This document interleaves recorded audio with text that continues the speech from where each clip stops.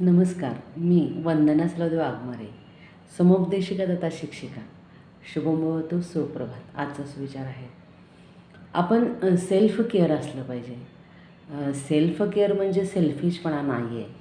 याचं एक उदाहरण आपण बघणार आहोत की एक एरोप्लेनमध्ये एक आई आपल्या छोट्याशा मुलाला घेऊन बसलेली असते आणि जसं विमान उंच उंच जातं तसं तसं ऑक्सिजनची लेवल तिथं त्या ठिकाणी कमी होत आहे असं जेव्हा ती हवाई सुंदरी सांगते की ऑक्सिजनचा मास्क येत आहे आणि तुम्ही तुमच्या तोंडाला लावून घ्या जेणेकरून तुम्हाला श्वासाला त्रास होणार नाही, अशी ती जेव्हा सूचना देत असते तेव्हा ती जी महिला असते स्वतःच्या छोट्या मुलाला घेऊन बसलेली असते.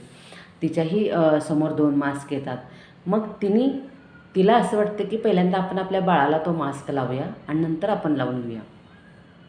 पण होतं काय की तो जो मास्क आहे तो त्या लहान मुलीच्या तोंडाला बसतच नाही किंवा तिला बसवताच येत नाही. अशामध्येच एक 4-2 मिनटं जातात आणि ऑक्सिजनची लेवल पूर्णपणे नाहीशी झालेली असते आणि अशातच तिला स्वतःला श्वास घ्यायला येत नाही. ती गुदमरून जाते, गुदमरायला होते आणि मग ती मुलीलासुद्धा मास्क लावू शकत नाही आणि जेव्हा तिला श्वासाचा स्वतःला त्रास होतो त्यावेळेस ती स्वतःलासुद्धा मास्क लावू शकत नाही.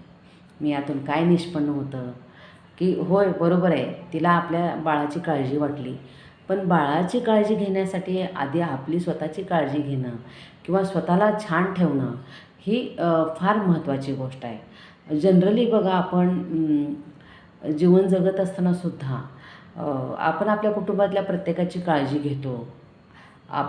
आपल्या मुलांची असेल, मुलीची असेल किंवा आपल्या पतीची किंवा आपल्या कुटुंबात जे कोणी सदस्य आहेत त्यांची आपण काळजी घेतो.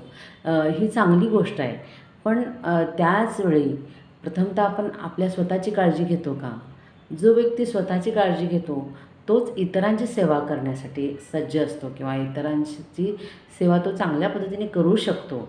म्हणून self care is not selfish, I think. धन्यवाद. शुभम भवतु. स्वयं भव.